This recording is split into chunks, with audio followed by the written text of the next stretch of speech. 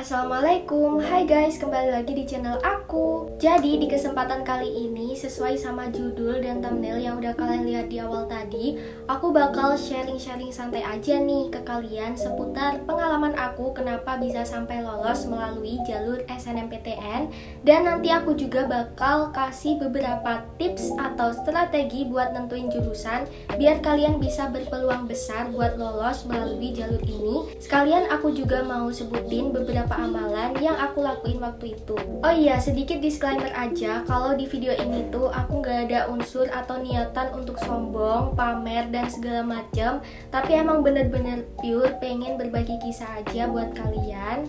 Oke, jadi langsung aja ngomongin soal SNMPTN dulu nih. Kayaknya singkatan ini tuh udah nggak asing lagi, terutama buat kalian yang udah menginjak kelas 12 dan mungkin sebagian besar udah paham betul tentang jalur ini. Tapi nggak apa-apa, di sini aku mau jelasin dulu, siapa tahu yang nonton video ini tuh masih duduk di bangku SMP atau baru awal-awal masuk SMA gitu ya. Boleh banget simak video ini biar kalian bisa tahu dan punya sedikit gambaran sedari dini. Nah, jadi guys, untuk menuju ke jenjang perguruan tinggi itu sebenarnya ada banyak jalur. Nah, tapi ada salah satu jalur yang paling dinanti-nanti dan didambakan oleh semua siswa, khususnya yang mau lulus SMA atau SMK, yaitu jalur SNMPTN ini atau yang biasanya sering disebut jalur langit. Jadi melalui jalur SNMPTN ini ibaratnya teman-teman itu bisa masuk ke univ yang kalian pengen tanpa harus dites terlebih dahulu. Jadi hanya bermodal nilai rapot mulai dari semester 1 sampai 5 aja. Jalur ini biasanya juga dibuka paling awal sebelum jalur-jalur lain kayak SBMPTN ataupun Mandiri.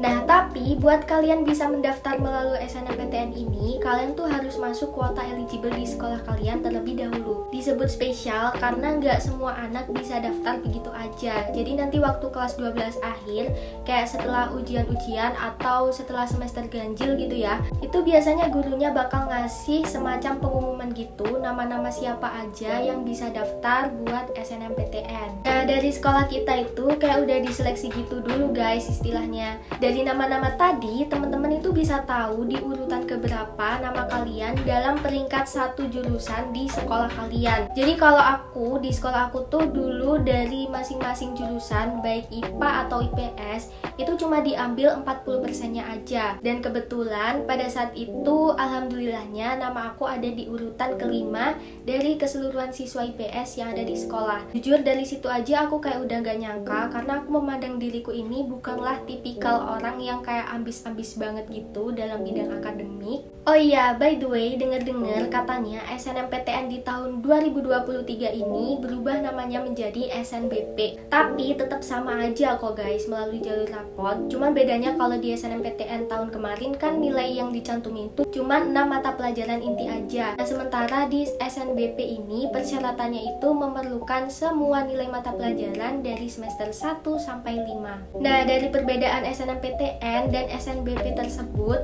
aku jadi ngebayangin tuh gimana kalau misalkan di zamanku tadi udah menerapkan sistem SNBP, bisa aja namaku tuh ada di bawah urutan kelima. Karena apa? Waktu aku hitung nih ya, kalau di rata-rata nilai mapel keseluruhanku itu kayak masih kalah jauh gitu guys sama teman-teman deket aku. Tapi untungnya pada saat itu yang diambil kan cuma 6 mata pelajaran aja. Jadi alhamdulillah namaku bisa ada di urutan kelima. Oke, setelah aku tahu nih di urutan keberapa, di situ aku nyoba cari tahu univ mana dan jurusan apa yang mau didaftar sama teman-temanku, khususnya yang peringkatnya itu ada di atasku tadi. Terus ternyata alhamdulillah banget temanku ini gak ada yang memilih jurusan dan univ yang sama kayak aku. Kemudian selain mempertimbangkan saingan yang ada di satu sekolah, kalian juga harus mempertimbangkannya antar sekolah-sekolah lain guys. Jadi ibaratnya gini, kalau misalkan sekolah kalian itu termasuk salah satu sekolah favorit gitu ya di kota kalian, dan udah terbukti banyak alumni yang lolos ke PTN yang kalian mau,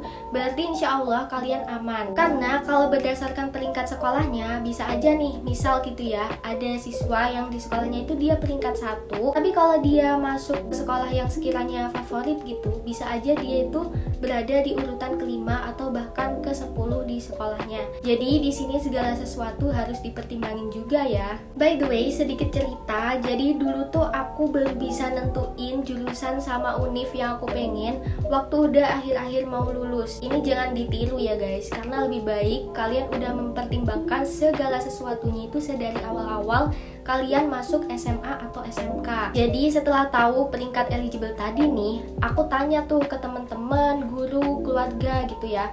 Kira-kira aku nih bisa lolos gak ya daftar ke jurusan Ilmu Komunikasi Unair? Dari jawaban temen atau keluarga itu kayak mereka ngedukung dan rata-rata tuh bilang katanya aku tuh cocok banget gitu kan masuk ke jurusan Ilkom Unair. Nah sementara waktu aku tanya ke guru BK, itu aku malah disaranin buat ke jurusan Ilkom yang ada di Universitas Brawijaya Malang, karena katanya lebih berpeluang gitu kan. Tapi semua itu kembali lagi ke akunya ya guys, yang menentukan keputusan. Buat jurusan sendiri, kalian juga harus mempertimbangin segala sesuatu sesuai minat kalian ya, karena yang ngejalanin selama 3 bahkan 4 tahun nantinya juga kalian sendiri. Dan karena waktu itu aku tuh sebenarnya nggak begitu mempersalahkan universitasnya, tapi lebih ke jurusannya. Jadi kayak aku mikirnya terserah deh di univ mana aja, pokoknya negeri. Dan yang aku pilih itu kayak bener-bener fix cuma satu jurusan, yaitu Ilmu Komunikasi aja. Karena menurut aku pribadi, kuliah di mana aja itu sebenarnya sama aja, semuanya tergantung kualitas dan niat diri kita aja buat ngejalaninnya nanti seperti apa. Hamin beberapa hari sebelum pendaftaran SNMPTN itu dibuka,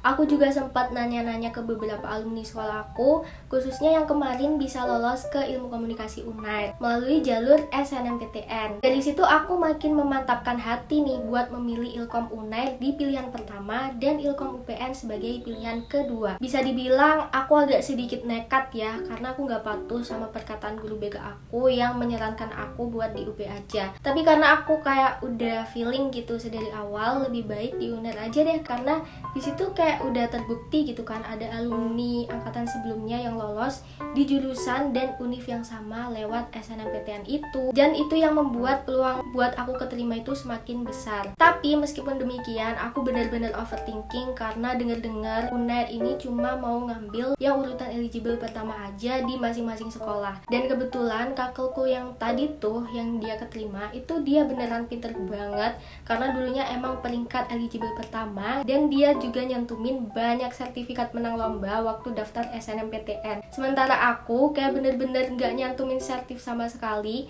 dan aku juga bukan peringkat eligible pertama di sekolah. Jadi ya udah, di situ aku udah bener-bener pasrah dan serahin semuanya ke Allah aja. Waktu daftar sendiri, aku termasuk yang awal-awal banget, karena menurutku kalau kalian udah fix dan memantapkan hati kalian buat memilih jurusan sama univ yang kalian mau, ya udah jangan banyak berpikir, langsung daftar aja. Karena kalau kelamaan juga takutnya kalian nanti bisa bimbang dan akhirnya goyah sama pendirian kalian sendiri. Kalau aku dulu kalau daftar itu di hari kedua atau ketiga gitu guys kalau nggak salah. Terus setelah daftar, waktu di sela-sela nungguin pengumuman itu aku luangin waktu dengan ya tetap bikin konten tutorial edit sambil sedikit belajar buat materi SBMPTN, buat jaga-jaga kalau semisal aku nggak lolos SNMPTN. Dan karena aku pribadi, aku tuh nggak les guys, jadi aku belajar seadanya aja dengan sekedar lihat-lihat dari channel YouTube gitu. Terus karena aku pengen banget lolos lewat jalur SNMPTN ini,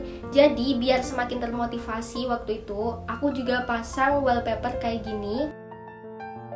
Kalian bisa cari wallpaper kayak gitu di Pinterest atau edit sendiri sesuai selera kalian. Jadi yang penting di situ ada logo univ yang kalian pengen, sama di bawahnya ada doa, biar waktu kalian ngecek atau buka HP itu otomatis kalian langsung baca doa tersebut. Jadi di sisi lain aku juga ngelakuin beberapa amalan seperti baca Al-Waqiah tiap hari. Terus kalau misal lagi malam gabut gak bisa tidur gitu, aku biasanya dengerin lantunan sholawat yang bikin hati kita jadi makin tenang dan adem. Atau bisa juga kalian dengerin Asmaul Husna. Oh ya, selain memperbaiki hubungan kita sama Tuhan, kita juga harus memperbaiki hubungan kita ke sesama makhluknya dong. Jadi waktu itu aku nyoba buat membersihkan hati dan jiwa dari berbagai penyakit dengan cara minta maaf ke semua teman-teman aku. Ini nggak tahu ya termasuk cara manjur atau enggak, tapi aku tahu cara ini tuh dari temen aku karena di alumni pondok gitu. Jadi katanya kalau kita pengen meraih sesuatu harus dimulai dan diniati dengan hati yang bersih dulu guys. Jadi waktu itu aku ngirim chat WA ke semua temen aku tanpa terkecuali. Kayaknya satu kelas itu aku kirimin teks yang isinya itu sama, yaitu minta maaf. Kurang lebih isinya itu kayak gini.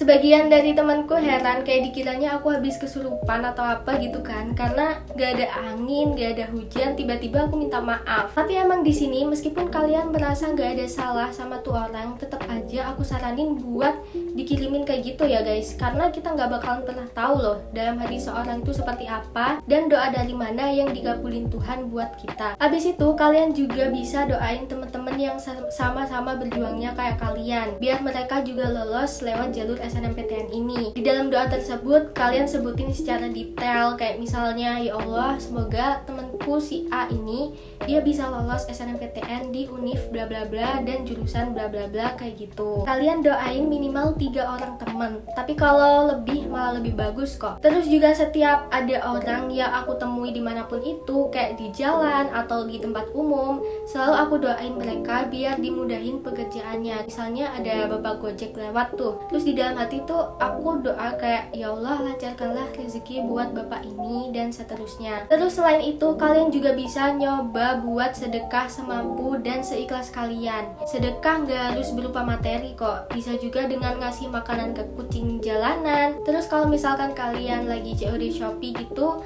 kalian bisa ngasih imbalannya itu ke pak kurirnya. Setelah aku berusaha udah ngilangin segala macam penyakit hati, terus aku kayak bikin listisan tentang hal apa aja yang bakal aku lakuin kalau seumpamanya keterima gitu kan. Di situ aku tuh nazar lumayan banyak, kayak salah satunya itu aku kalau keterima nanti aku bakalan traktir atau ngajak semua teman sekelas buat syukuran di rumahku kayak gitu. Intinya di sini kalian harus berusaha positive thinking dengan menerapkan sistem LOA alias Law of Attraction. Buat kalian yang belum tahu seputar LOA, kalian bisa cari aja di pencarian YouTube karena di sana udah banyak yang ngebahas dan terbukti berhasil. Nah, back to the topic, seiring berjalannya waktu, tibalah hari dimana pengumuman SNMPTN itu datang. Aku udah kayak bener-bener pasrah dan nerima segala hasilnya karena mungkin itu jalan terbaiknya juga ya. Jadi pengumumannya itu jam 15 dan aku baru buka pukul 15 lebih 11. Posisinya aku baru beres sholat asar dan masih pakai mukena. Di situ ada ibu aku dan di momen itu tuh bener-bener hati rasanya kayak deg-degan parah. Jujur waktu itu yang ada di bayanganku itu kayak cuma warna merah doang guys, karena aku gak berani mencet. Alhasil ibu aku yang mencet dan alhamdulillah banget sambil nangis aku langsung sujud syukur karena yang keluar itu ternyata warna biru. Itu bener-bener gak nyangka banget dan dari situ aku percaya kalau mujizat Tuhan itu beneran ada. Terus aku langsung kabarin ayah aku gitu kan. Sampai-sampai kucingku aja nih seolah-olah dia ikut doain dan seneng. Oke guys, jadi kurang lebih seperti itu cerita pengalaman aku waktu SNMPTN. Buat kalian para pejuang SNBP di tahun ini, aku doain semoga kalian bisa lolos di univ dan jurusan yang kalian pilih, dan apapun nanti hasilnya keluar, semoga itu adalah yang terbaik buat kalian. Pokoknya sukses selalu buat kita semua. Terima kasih buat kalian yang udah nonton video ini sampai habis. Semoga bisa bermanfaat buat kalian.